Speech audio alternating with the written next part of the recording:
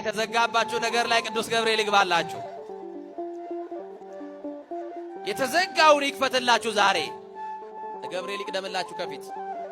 እኛ እንከተላለን፣ እሱ ይቅደምልን። ወጥተን በሰላም እንድንገባ ገብርኤል ይቅደምልን። ተኝተን እንድንነሳ ገብርኤል ይቁምልን። እኔ ከፊት ሄዳለሁ። እናቶቼ ባለማወቅ ገብርኤል ይከተላችሁ እንዳትሉሽ፣ ገብርኤል ይቅደምላችሁ። እሱ ነው መቅደም ያለበት። የጠላት እንቅፋት እንዳያገኘን እሱ ይቅደምልን። ከመንገድ የተቀመጠውን የጠላት እንቅፋት እኮ የሚያነሳው ገብርኤል። መረብ ይወጥራል ጠላት፣ የመረቡን የሚበጣጥሰው ገብርኤል ስለሆነ ገብርኤል ካለ ጠላት ጥያቄ ጠይቀው አያስነካህማ። ገብርኤል በክንፍ የሚጋርድ መልአክ ነው፣ የሚሸፍን ጥበቃው የማይለይ መልአክ ነው ገብርኤል።